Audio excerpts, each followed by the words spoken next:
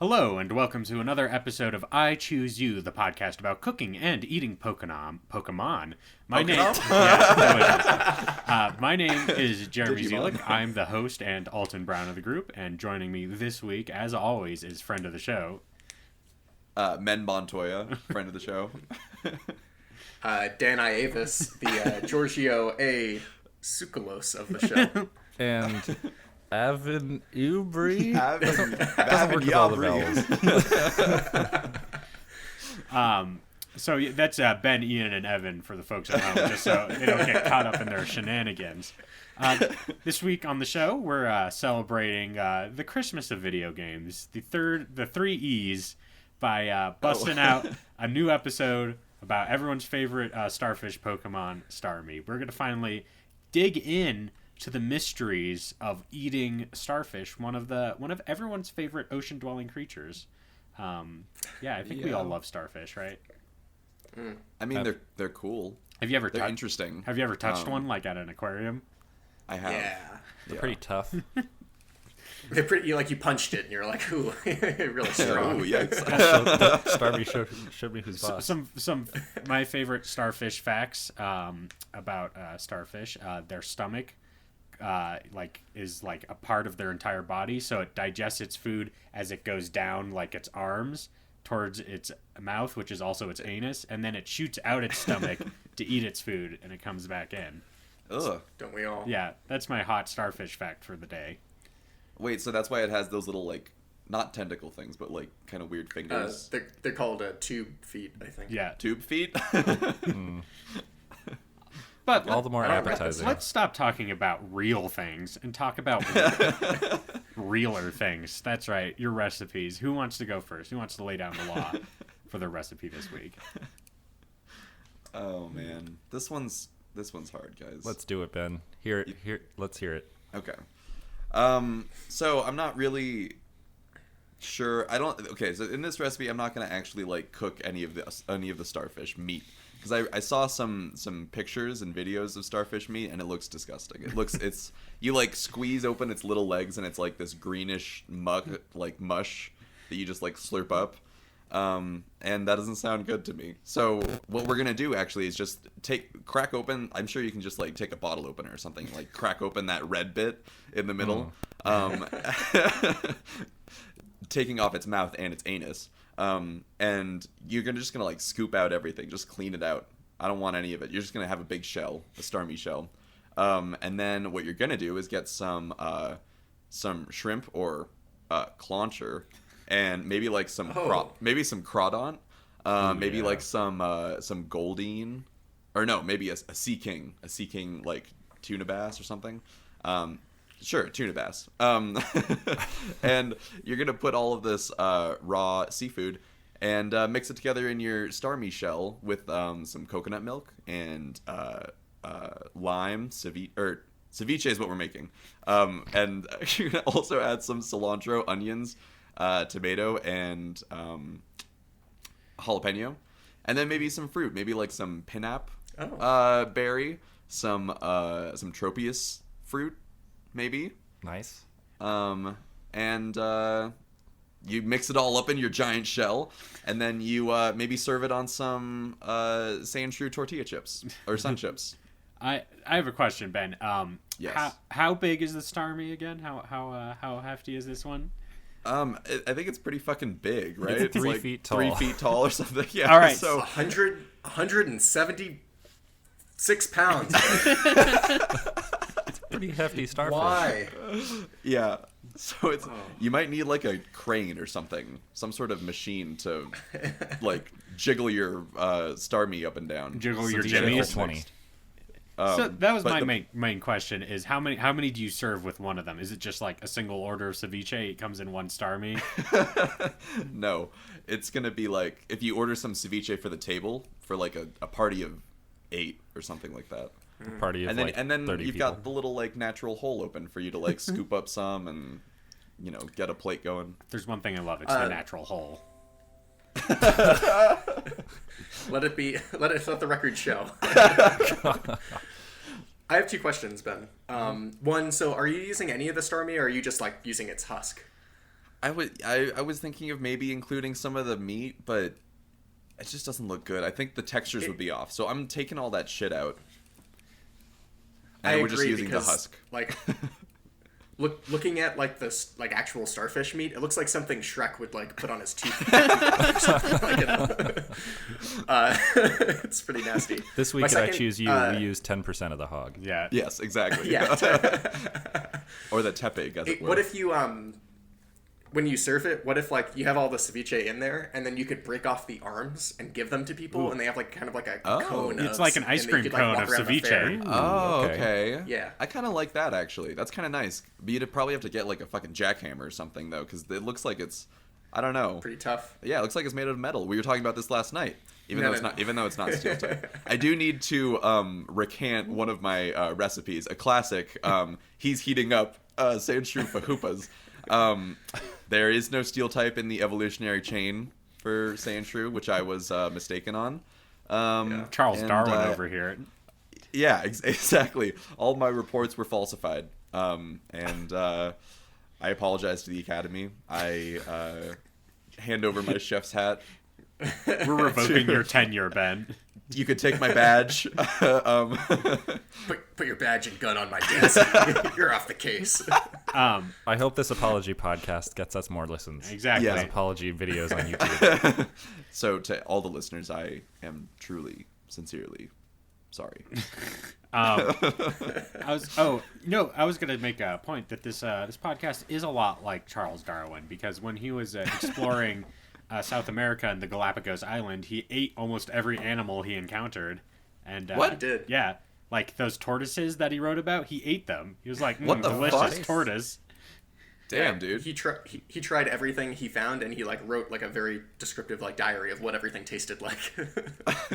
Well, I hope we aren't as racist as Charles Darwin was. Ben, we'll be even more racist. No, don't say that.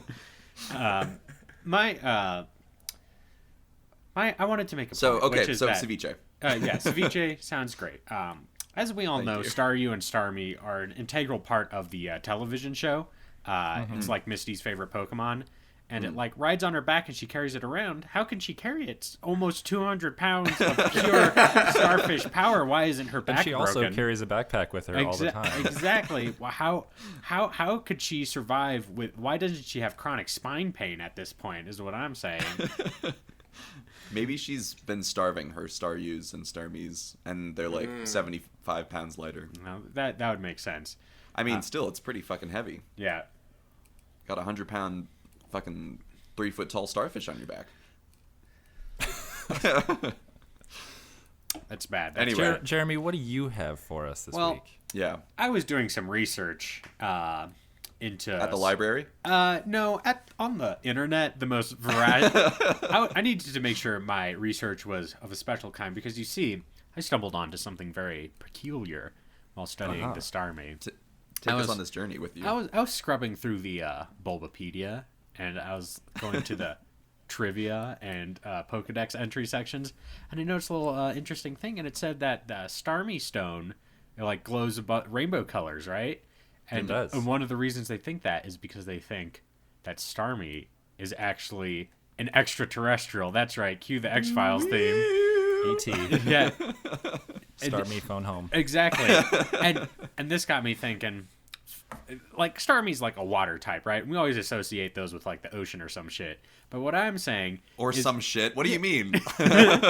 what if this was an actual ancient alien and it came to us to teach us like the colors of the rainbow or something? But so here's what I'm thinking. Starmie is a lot. Are you guys familiar with the Teenage Mutant Ninja Turtles? Oh, absolutely. am I? Wait, are you saying... Hold on. Yeah, yes, I'm familiar. Are you familiar with their not arch nemesis, but like second below Shredder is their other arch nemesis, Krang? You know about Krang, right? Oh, yeah. Everybody's favorite Krang. So my proposition is that Starmie's like Krang. So if you take out the little jewel, you'll find like a little like squid person in there, and Okay. and it has an arm that goes up into each one of the Starmie's like little like shafts, That's how it like controls it. So it's like this. The outside is more of like an like mechanical exosuit, so it can explore the world. Fly around, do shit like that. And that's awesome. and so Krang is pretty slimy. It's like a brain with tentacles. And since tentacles, I'm thinking maybe kind of more like we're going like squid texture. So that's why I'm proposing Starmie calamari. Or if you want Starmie calamarmi, if you want Calamarmi. Calamarmi. Starmie, calamari. And this is going on a lot of presumptions here, obviously. Your recipe presupposes. But we all know that Starmie are water types. But what my recipe presupposes is, what if they came from space where there is no water? And anyway, so you shuck out that Starmie, the central Starmie system from the inside, and it's like, and then you get it out, and it's like, and then you these are good sound effects. and then you cut off its legs. And then Oh boy. and then you get the legs and you just slice them real thin, put them in some tempura batter, and then fry them up, and then you serve them with like a sushi dish, maybe as a side on a bento box or something like that. And that's how I'll prepare my Starmie calamarmi. Calamarmi. This is I some think pretty aggressive ASMR. Evan, we need to up our engagement, and I've read that the kids these days, they love ASMR, right? They love people like rubbing combs back and forth or whatever, or like popping not saran wrap, but like popping like bubble wrap. So I think chewing. Yeah, chewing, just eating. So I think this will really help. So that's my recipe. Also, Jeremy, I think your ASMR was so intense that it broke our video feed, because I just got like super choppy like half bits of your recipe. So it's calamarmi, is that correct? Yes, it's calamarmi. Okay, that's the important part. So I got. Presupposing that there's a Krang squid like thing inside of the Starmie. So Okay. just What? imagine. Yeah. So, Jeremy, I feel like your recipe is less like Ancient Aliens and more like Men in Black, because I feel like in the Men in Black series, there's always like a really tiny person inside of a bigger person. Well, I mean, that's how the that's movie true. starts. Think about it. Yeah. I think this is really good too, because Starmie's secondary typing is psychic. Yeah. So maybe it's just making us all believe that it's water type and that it's from the sea. That's what the government And so wants you to it's- think. Yeah, exactly. Every time you see a Starmie, it's like in Harry Potter when they have the magic on the Muggles. Like it makes your brain think a certain way. Very possible. It wishes its shit away like the Harry Potter characters do. Yes, exactly. Oh god. Oh, man. All right. So Jeremy didn't steal my recipe, but he stole two of my bits, which were like really the cornerstones of my recipe, which were Ancient Aliens. My boy Giorgio is the Ancient Aliens guy. Let me get my hair into the right. There we go. Oh, there you go. Now you just History like, Channel watermark. you actually just look like Sonic the Hedgehog now. Oh man, I saw like a new. I think it's like a fake leak of what he looks like now, but it was disgusting. He looks like more human. No. And his face looks like reminiscent of like the blue Avatar people. Yeah. Oh no. Yeah, that's 100% fake. Oh, Because no. I saw that he doesn't have one eye, so they obviously haven't listened to the fans, which is me. So Ian, Sonic is clearly not for the fans. Oh, gross. No, I don't like that at all. no, when I We'll have to he's share this thick. picture. It looks more like a furry. yeah, in a tracksuit. But the other bit you stole from me was the quote from the hit 2001 movie The Royal Tenenbaums. Because I agree with Jeremy. I think this thing came from outer space. I like to work with the flavors of the text. Wow, what a great turn of phrase. Seriously. Listen.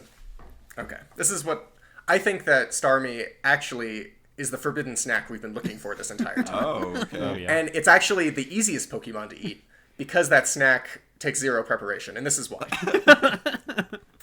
Stay with me here as I propose my like ancient alien-esque conspiracy theory, though Jeremy's was pretty runs pretty deep. There you go.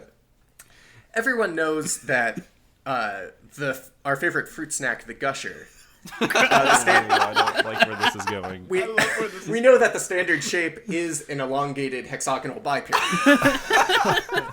But what my recipe presupposes is, what if it was actually a square cupola, which is the shape of the little gem A in square Starmie. cupola. Okay, so what you're saying is that the Starmie gem is actually gushers. Yes. I say What?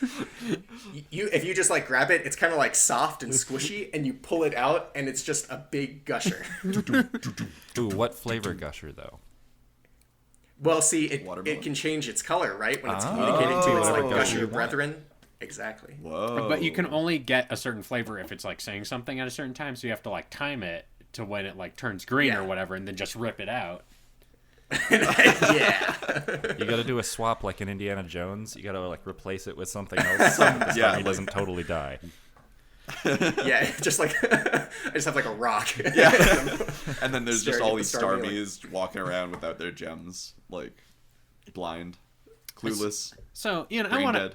I want to add an addendum to your proposition, because I think what we know is that the world is not what it seems, and it might come from a different place. That place might be inside the Earth. That's right, hollow Earth theory, which means that the no. aliens don't come from More space. conspiracies. They come from below the Within. ground. Exactly. You hear that? Mole people? Yeah. We're on to you. Mole people don't even exist. There's nowhere to dig because the Earth is hollow. There's just like caves filled with aliens down there, and they just walk around and come up, and that's how we get all this crazy shit. Yetis, Bigfoot, the Loch Ness monster. That's all comes from the hollow Earth. Or that maybe that's where Pokemon come from. The true monotype is not normal type; it's ground type. Exactly. Oh my god. Normal type. What a weird.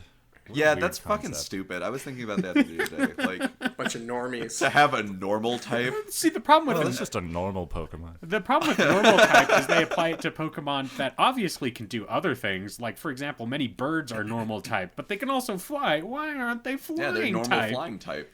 But they turn into normal flying. That's so dumb. Why aren't they flying in the first place? It's because they suck. They like top 40 radio, and they eat at like the Olive Garden. Ugh. If I had to rename normal type, I'd probably call them like meat type. Because I think normal What else type are they Pokemon good like- for? Well, yeah, they're like the most like meaty and like regular looking Pokemon. Yeah. You know? Regular type. Yeah. Regular, please. Can you inform me again, Ian? Is what typing is strong against normal type? Fighting. Well, that's normal actually type- it's actually kind of interesting, like using normal type because it's pretty defensive. Like, there's only a few things that will actually like hit it. Like, fighting is the obvious. I forget what else though. So they're going by the the jock and nerd dichotomy, where a normie gets beaten up by like a boxer, just Yeah. super easy. Yeah, fighting type is the only Oh, really? effective. Really? Yeah. Wow. But you must keep in mind that normal type moves do nothing against ghost type. So you Yeah. kind of have that Yeah. going for you. It's because they don't believe in ghosts. But it's also defensive against ghost types because ghost types won't affect normal types. That's not true. Oh Yes, no! it is. Oh no! A fight! Fight! Yes, fight! it Fight! is. Fight! No, I'm not Pokemon going to fight fight right you here. on this one because I fucked up on the Sandshrew thing. So my Yeah, my you off sure the cuff did. Pokemon knowledge might be putting me to shame right now. I mean, the listeners are going to put both of us to shame because we actually don't know, and we run a very successful podcast. A very successful podcast. We have The tens most of listeners. 2 of them might be Ben's parents. Who knows? All right, let's bring it back here. Yeah. Bring it back to Thank you, the Evan. final recipe. And as we all know, this is an audio-friendly podcast, but now, of course, I have a visual to describe what I'm trying to cook here. Okay. Oh So no! I'm supposed to click Set on to this. you all Do I have to? in an amazing animated howcast How to form eat of starfish? Hello? Evan, Evan. are you back, Evan? I'm sorry, my recipe was so powerful that it kicked me off Skype. So yeah, back to anyway. I hope we keep that on the podcast because that was great. So this video is called "How to Eat a Starfish" on Howcast YouTube channel, and it's pretty self-explanatory. But of course, they drew a face on the starfish for every step, so it makes you really feel the starfish's pain. So it's pretty simple. You just, my God. Oh man, it's really weird. It's really like crudely animated. It's really bad. So basically, all you have to do is salt it. Just add some salt and deep fry it first. Just straight on the skin? Just like straight on, like drop it into a vat of boiling oil. And then, so after that, so you salt it, you deep fry it. Then you put it in a pot of salted boiling water and you boil it. So you deep After fry you it. fried it. Yeah, you fry it and you boil it. But it also says that, and I'm no expert here, it also says the number one first most required rule is do this with an expert, because you don't know which kind of starfish you're going to be eating, which kind of Starmie might be the good or the bad, and I am Step no one. expert, so Yeah. please do not heed my words. But apparently, and then you just cut it along like it's got those like what did we call them, tube feet or what? Yeah. You just cut it along those, and you kind of just split it open, and you suck out that really disgusting green starfish meat. And, I'm not saying this recipe's good. I'm just saying no one addressed like how to cook a real starfish here. and I'm doing my civic duty. It's true. You did. You What's brought interesting us back to about it is reality. like none of those steps like impact the flavor of the starfish. No, not at It's all. just Make to it cook the slightly outside. more edible. Yeah. But as the video reminded me, you cannot eat the skin. You just absolutely cannot do that. You just crack it open like one of the boys, and just and put it in your mouth. Yeah, it's I don't know. I don't think it's a very flavorful Pokemon, honestly. Yeah. Did anyone figure out what starfish taste like? I have no That was idea. Bad. I'm All I was assuming, seeing was that like it just really is an old, acquired gross taste. crab. Yeah. Yeah, that's kind of what it looks like. Yeah. There's many wondrous creatures in the sea, and you can eat many of them, but sometimes they put up too much of a fight, and I mean it's weird because they don't really. It's kind of like a shell. It's like their skeleton is like mostly what a Yeah. starfish is. Yeah, right. But yeah. It's actually kind of impressive to think of how people wanted to eat these things. There were like so many around them at some point. They were like, we should just figure this out. The Let's do Charles it. Darwins of the world. Yeah, I Like, guess. crack it open. Please stand up. So all I right. know my recipe's pretty disappointing this week, but someone had to address how the hell do you actually eat a starfish? I think someone did. Thank you, The Evan. rest of us were Thank you. kind of off in our own world. Are you calling me a joke, Ben? Yes. I'm calling you a goof, a gaff, a real trickster. Well, I guess I'm the trickster god of the group, the real Loki of the group. All right, let's review our recipes before we move on and vote for the best. So from Ben, we have ceviche in a Starmie shell. From Yes. me, you have Starmie, but imagine it's Krang, and then you can pull it out and fry it. So I'm calling it good. Starmie Camamarmie. And from Ian, we have Starmie, but what if Gushers, where the little jewel thing is just a delicious afternoon snack. Ooh, do you, Ian? So like, imagine you're back home from soccer practice with your like friend, and you go to your mom's house, and she's like, "Oh, I got you your favorite snack," and she pulls out a Starmie Gusher, but since it's big, she like cuts it up into little pieces, and you can like eat it with like toothpicks or something. And it's like a platter of like Gusher. You just have the gel like Would you, leaking like- everywhere. Exactly. Yeah. No, you put like a tap in it, and you pour out the Gusher juice into like glasses, and then you like dunk the pieces of Ooh, Gusher yes. in the juice. Oh, that's good. Absolutely. And from Evan, we have a real concerted effort to actually cook a starfish, which involves salting, frying, and boiling, and then cracking it open and sucking it dry. That's right. All right, who are you voting for? Where you're casting your vote? Gushers Oh, were man. a favorite childhood snack of mine. And Yeah. having a giant gusher really just like tickles my fancy. I'm going with Ian. Oh man, it's definitely between Ian and Jeremy. They're just brilliant.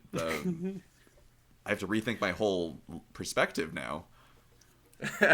Which came first, the Starmie or the egg?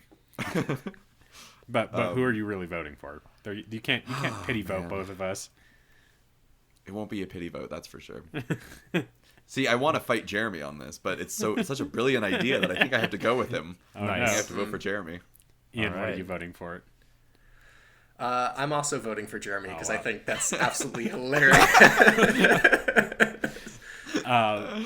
Finally, 2 in a row. And my vote will go to Evan because I think Hey. Because you don't want to tie with me. I just think we need to. You don't want the audience to have the real decision. Yeah, I think we just actually need to like consider how our recipes impact the real world, and because we're also an educational podcast. You could play this like imagine like recess gets canceled at school. You could play this to keep the kids entertained and informed.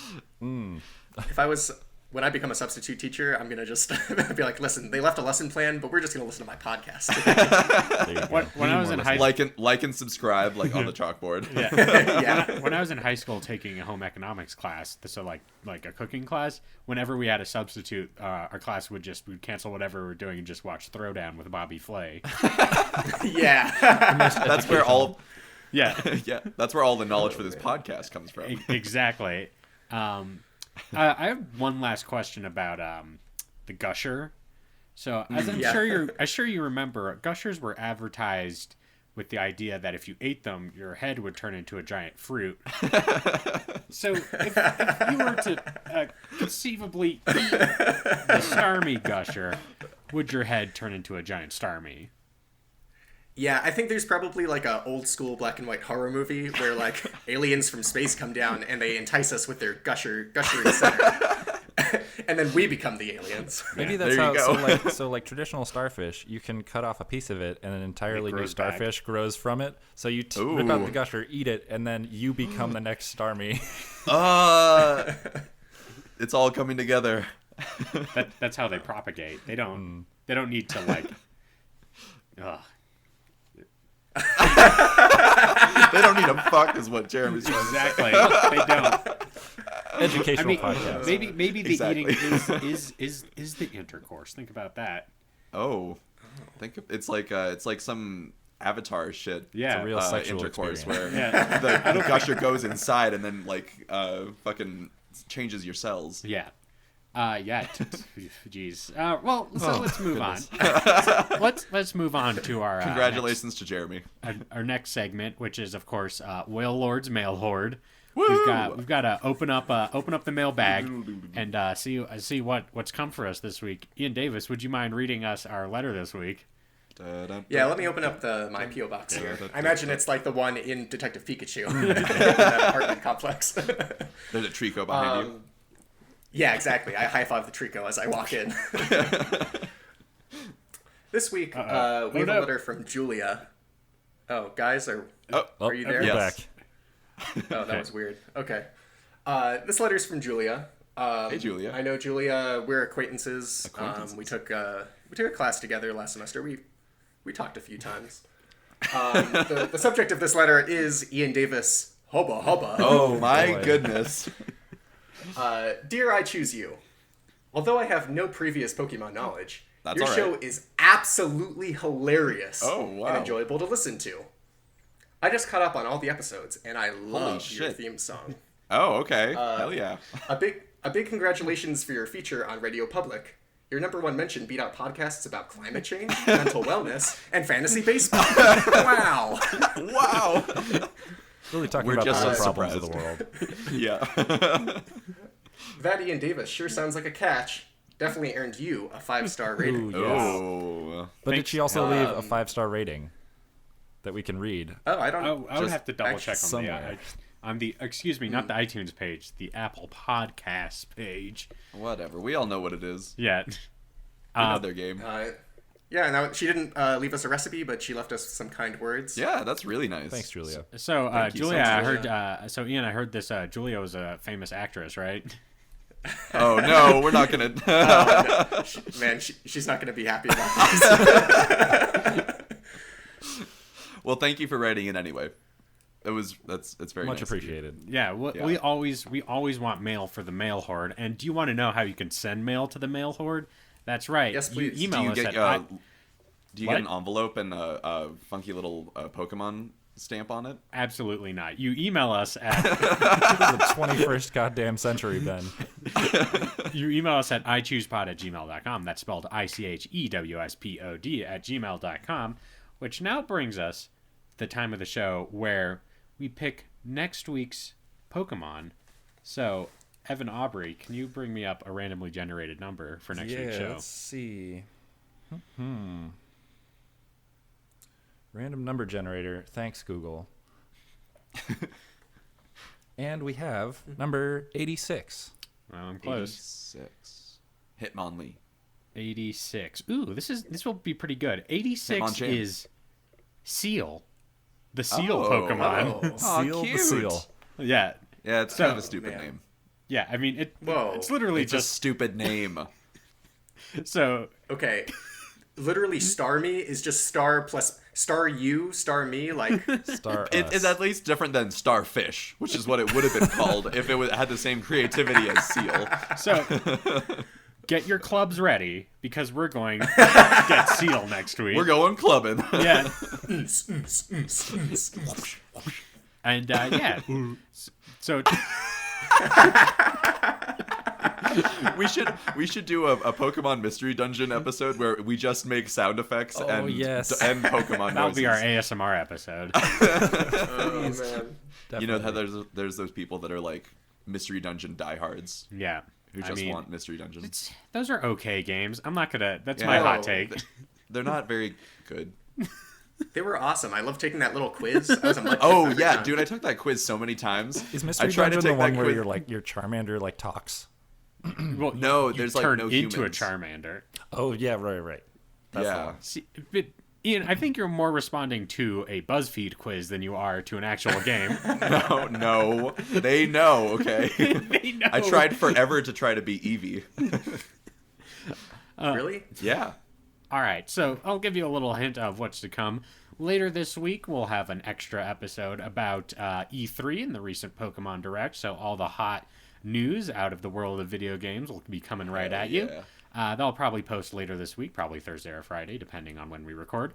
But next week, get ready for our Seal episode. Be ready to blubber for this Seal episode. And don't forget that you can follow us on Twitter at iChoosePod,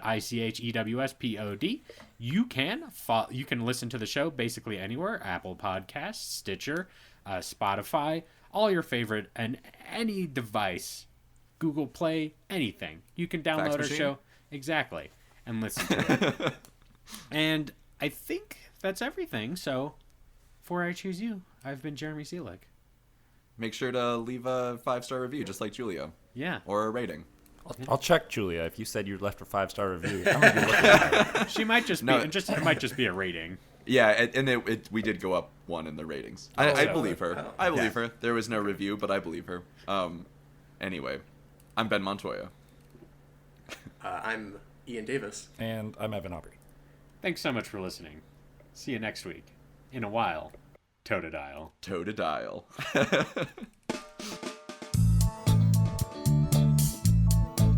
Yeah, I choose you. Here we go. Everybody wants to be a master chef. Everybody wants to show their skills in the kitchen. Everybody wants to cook it faster. Make their way to the top of the grill. Each time you fry, gonna cook it just a little bit better. Each taste you try, one more step up the ladder. It's a whole new world we cook in. It's a whole new place to eat. It's a whole new taste with a brand new recipe, but you still gotta chew them all and be the best that you can be.